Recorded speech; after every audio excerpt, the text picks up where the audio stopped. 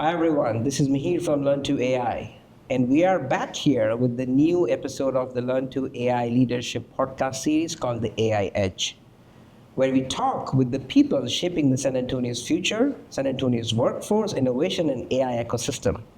Today, I'm honored to host Dr. Fred Martin, Interim Dean of the College of AI, Cyber, and Computing at UTSA, a pivotal leader helping to guide the college during one of its most important transition periods.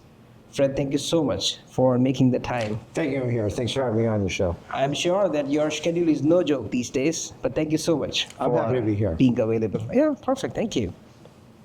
So today we're going to talk about a few topics, starting with the leadership, starting with what you do at UTSA, and especially AI, how San Antonians can become great with AI, how it can be pushed further.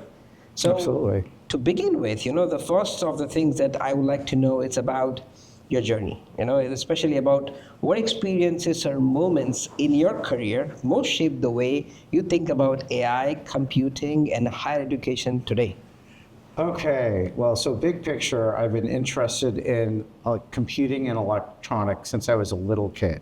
I actually have this vivid memory of being about 8 years old, and somehow the people my parents hung out with gave me like a box of electronic parts, like resistors and capacitors, and they were all like bright colors. So I just remember rooting through this box of electronics when I was 8 years old. And throughout my childhood, I had a series of computing toys. So I'm a child of the 60s and 70s, and that's the post-Sputnik era, when the United States was shocked by Russia's early lead in the colonization of space.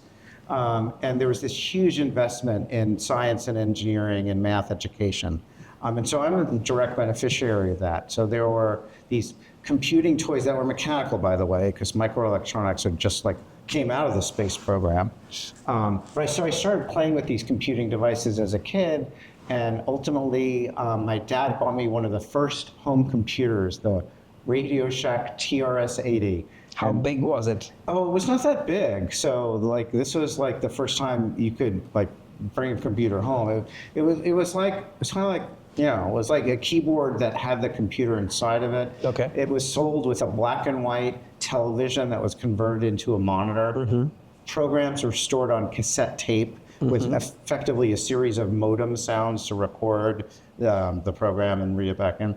So I started coding when I was in high school, and I had a great math teacher. I was precocious in math, and I had a great math teacher for 4 years of high school. So I had the great fortune of being admitted to MIT, and I went there when I was 17 years old. And then I stayed for a long run because I loved it. I did all my degrees there. And so that's how I got started. That's wonderful. But one of the things, you and I also chatted when we met last time is about how AI was there in 1950s. Oh, sure. Well, I know that historically. Yeah, but so when you were doing all these things, back there in MIT in the old days, were you aware that this is AI? So AI was a big deal, like even during my, like early adulthood, so like the 80s and forward. And I took a class in AI when I was an undergrad. And there, I remember we had the choice in the program I was in, you could take AI or you could take algorithms, which I've since realized, like algorithm is this fundamental class in computer science. Every computer science major should take it. I didn't take it, I took AI instead. So I had to catch up and learn that as, afterward. But it was taught by a person named Patrick Henry Winston, who's a famous AI researcher and educator. The thing I remember most about the class is that there was a classmate who I ended up studying with. I don't actually remember the content, but I remember studying with this one other student. But that set me on my journey about knowing what AI is That's about. great. That's great. Good to know. I guess a lot of people who's curious, especially, about how, now with more computing power, we are seeing AI everywhere. But definitely. So during this time, this was in the 80s, there was a big investment in AI, and the U.S. military was a big part of it. The area by MIT, it's called Technology Square, there were multiple startup companies that were doing AI. One of the companies was called Symbolics, And the big thing they were doing was building the hardware and software platform for writing AI code. And back then, the language that everyone used to do AI was Lisp. So they built a thing that was called the Lisp machine. So it was like all the way down through the hardware software stack. It was designed for running Lisp. That's great. That's great. It's kind of analogous to the way Python is the language of like AI and machine learning now. Back then, it was Lisp. Evolution, right, of the tech and the tools. Yeah, right. I mean, like now it's all GPUs. It was comparable to that. Yeah. Perfect. Talking about UTSA and as an intern dean, what principles and priorities guide your leadership decisions currently?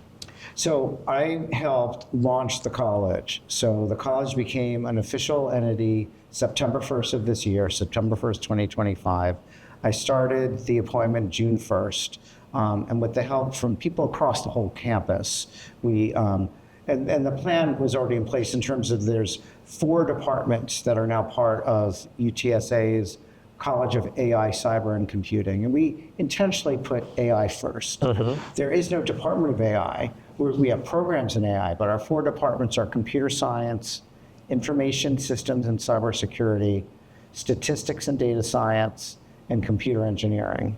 And so I've been working with the faculty and staff from these departments to understand how each of the departments function. The 4 departments, each collectively coming from 3 different colleges with different ways of doing business. So there is a lot to organize and set up. The first thing I did, and the leadership in the university kept asking me, hey, have you recruited your associate deans yet? So like, I should do that first. So I recruited 4 fantastic faculty members to be the associate deans for the college. That's great. That's great.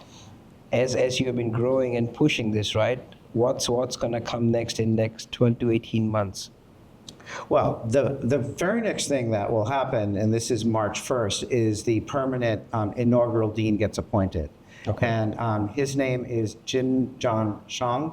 He's coming from the University of Buffalo. He has a long track record in industry. He was part of the IBM Watson team, building industry-university partnerships. So I've got 2.5 more months in the job, and then he takes over. Wonderful. Yeah, I have met the dean when he was the dean candidate. You know, I was as part of the interview process. Very good. So Learn to AI, we were fortunate enough to, be invited for that. And yeah, great guy.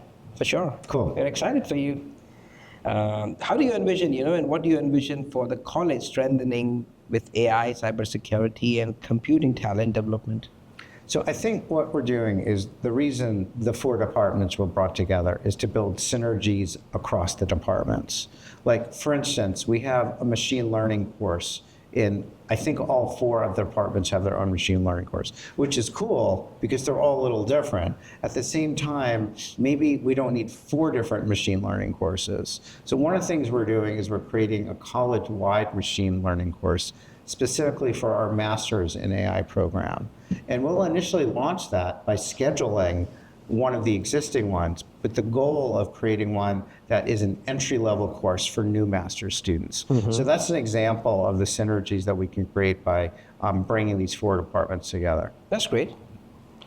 How do you think that success will look like, for students, for faculties, and for partners with this new course? Like, how would you measure the success? So we'll definitely measure success with increased enrollments. That's absolutely what we're striving for. So at all levels, undergraduate, master's, and PhD. The next measure of success is when our students finish their programs, that they move on to successful careers. So whether it be industry or academia, government, nonprofit, we're looking for them to make a big impact in the world. That's great.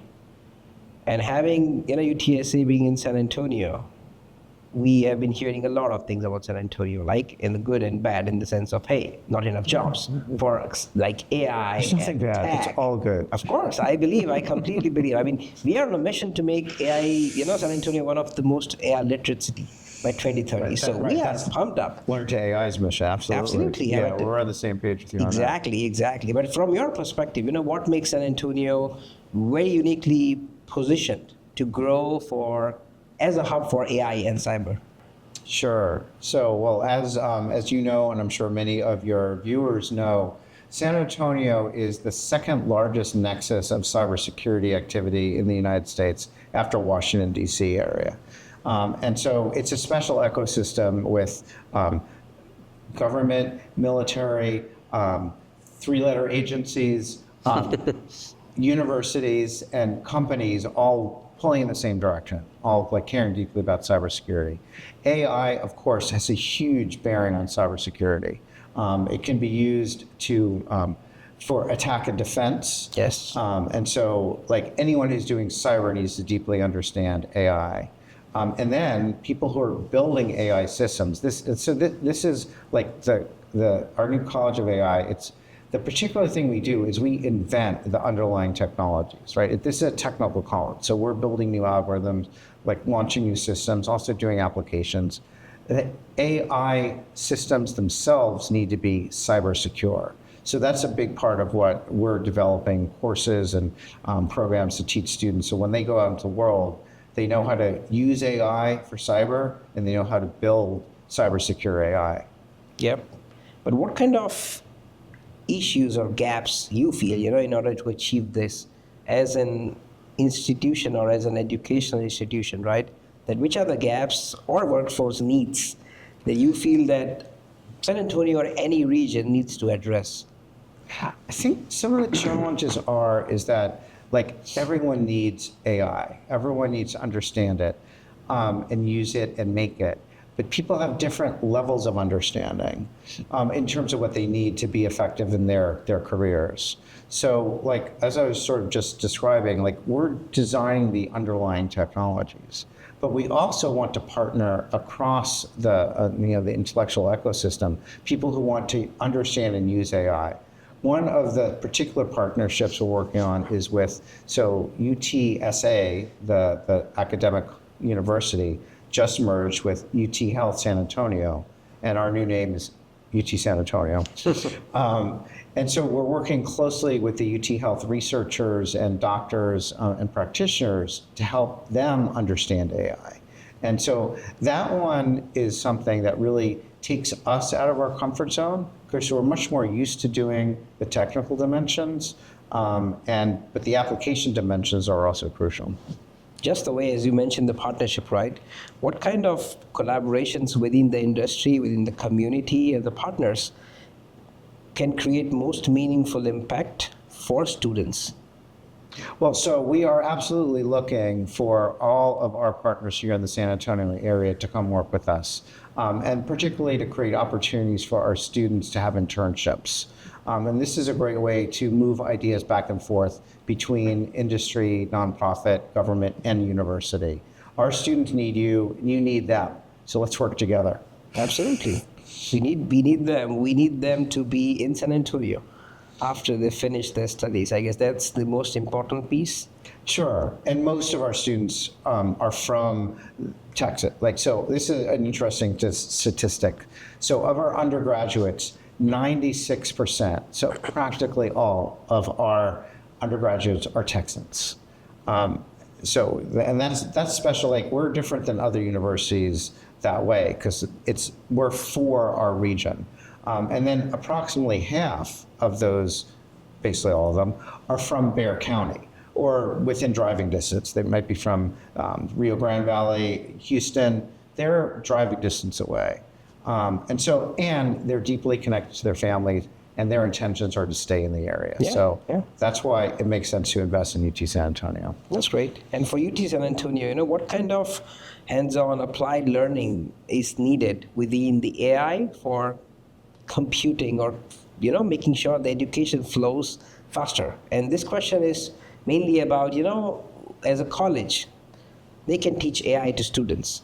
But as in college themselves, how the UTSA is taking AI, with different departments, how people are getting used to doing and being familiar with that. Well, that's where the partnerships are crucial. And so, of course, we have great classes. We have lab-oriented classes. Students do projects. It's the partnerships that bring the projects to life. So, for instance, external data sets. That's part of our data science, our statistics and data science department and our program. So we love working with partners who will allow our students to work with your data and like analyze that data to give you new insights. In a way that protects the sanctity of your data. We'll make sure that happens. Because then our students get the real world experience while they're still students. So we are eager to form these partnerships. And as part of the partnerships with startups or nonprofits, right? Other than the internship piece, which areas you believe, San Antonio organizations like even Learn2AI can come and contribute for the students? Sure. Well, so the internships are great, but other models are we have summer programs where you mentor our students. So it's sort of like, and I don't know if maybe externship is the right word, where they're still our students, and you're like, it's a lighter weight than you taking them on and bringing them into your organization. Although we see that as a follow-on to these summer programs. Mm-hmm. We also have course partnerships. So, for instance, I've created a course that's called Developing AI Tools for K-12, and our students, the university students, create software prototypes that introduce concepts in AI to middle school kids. And I partner with K-12 schools in our area for my students to share their work with your students. And so that's like a win-win-win all around, like everybody gets a benefit. That's great. Talking about learning, you have been much more experienced in this field. How you have seen that with AI coming in, how the students' learning, skills with AI has changed. Yeah, so I mean, this is like a hot button issue, right? I mean, ever since it's 3 years, by the way, in November, just 3 years since ChatGPT launched. Yes. Right, and then like people discovered it could write essays that, like it used to get C grade level essays, now it's like B plus. I remember I was at my prior institution then. I had a close colleague who she's head of the writing program, and she was like, "We just came out of COVID. Can we like take a breather before we have to deal with the next disruption?" So of course the answer is no. So I think I've been thinking about this a lot, as we all have. I think my positive view of this is that learners of all ages will become more self-reflective and conscious of their own learning and deliberately protect themselves in terms of like letting the AI do the work when they know that they need to learn. I just had a conversation with one of my doctoral students this week about this, and she was describing exactly this process. She's taking our algorithms course this semester, which is like this tradition I was mentioning algorithms earlier, the one that I skipped. It's a traditionally very difficult class where you have to think really hard, solve these basically math problems. And there's no shortcut to learning. You have to struggle. And struggling is uncomfortable and not fun. And so it's so easy. Now you're just clicks away from like basically having the answer handed to you. And so she uses AI as a conversation partner, which I think is a great model. And she's very careful to tell it, do not give me the answer. And so in this conversation with her, I was thinking, this is a skill. So she's got this skill that I think we're all going to have to intentionally learn. Going like from like young kids, is from 6, 8 years and up. As soon as you're using computers, I think that teachers will facilitate these conversations and kids will become more self-reflective learners. As far as they use it wisely. Exactly. Yeah, and don't be dependent on it. That's right. Yeah. I mean, there's times where like, it's just like grunt work. You're not learning anything. You just have to get the job done. Great. Use it for that. Use it for also the creativity accelerator to like generate ideas that you wouldn't have come up with. But it's when you're like in this like delicate learning situation, I think that's you really need to be thoughtful. But with that exact line that you said, right? How do you think that the higher education should be bold as well as cautious while integrating the AI? Where's that the guardrail or the line, the thin line that you can draw? Yeah, we need to scaffold students to encourage and support them in this process to make sure that they are learning. Like I have a deep belief in the innate human ability to learn. My kids are in their early 20s now. They learned a lot from YouTube. I also learned stuff from YouTube, but there's a whole generation that has like figured out how to learn from YouTube, right? And that wasn't there 10, 15 years ago. I mean, earlier we learned from books. I also believe that like conversations and interpersonal interaction is at the center of learning for most of us. There are some people who they can just go off and learn things, but most true knowledge comes from having conversations like the conversation we're having right now. What are you most excited about AI in academics? Like how it can change? I think it's, as a creativity accelerator. Let's just mash ideas together in a way that opens up new lines of thought. I just think there's huge opportunities. I also think it's super fun to develop the technology. And talk about UTSA and exciting things being built right there. So what are you most energized about in the coming year at the college? The coming year, so what I'm working on what I've been working on is helping people get excited about moving downtown. So since I arrived here, this is my third year. Since I arrived here, I came in as chair of computer science. We already had about a third of our faculty set up with their home base being our San Pedro 1 building, which had basically just opened. Mm-hmm. And so I intentionally, and this is with the advice of my dean at the time, I had 1 or 2 days a week downtown, so I'm supporting those faculty. Then I started teaching this class I was describing. I offered that downtown. So then I was there 2 days a week. Then I became interim dean. I'm basically there every day, unless I have a reason to be on main campus. So I see the downtown as it's been growing. We are so close to the Western Urban Apartment Building across the street from you. That's going to open in a month or so. Our San Pedro 2 building, the same. The city is finishing it. There's a big roadworks project. Just this week, a traffic light went up where there was a stop sign. So it's all in the next 6 months. Mm-hmm. It's all this construction is going to be finished. Yes. It's going to be a fabulous place. So I think once people see that, then you're like, okay, this is cool. I want to be here. How can other partners, community leaders, and organizations like Learn to AI support UTSA's mission? Well, I've already mentioned, I'll say it again though, is give internships to our students, which we've already talked about. One of my students this semester who you're working with. So keep doing that. Come and see what we're doing. We love funding. Let's do a project, and then hire our graduates. We'd love to do that because we want to make sure that Learn to AI becomes an example that teaching AI or helping them along with the academics, then getting hired with a company and then doing the same thing. They themselves going out and just repeating, the system that flows in for San Antonio. So absolutely. And of course, we're a whole university. It's not just the College of AI, right? So we have College of Education, we have the College of Liberal Fine Arts, College of Sciences, College of Health, Community, and Policy. So everyone across the university is going to be using AI and will be valuable to the ecosystem here in San Antonio. And as part of the last input, what's the one thing that you want the people of San Antonio to understand about the future of AI and the role of UTSA that's going to play? So I think AI is ultimately going to, it will reshape the human experience. It will create new opportunities. So I think I want people to be open to it's a creativity accelerator. That's what it is. So it will allow us to create things that we wouldn't have without it. And so I encourage everybody to learn about AI. Wonderful. Once again, thank you so much, Frank, for being here.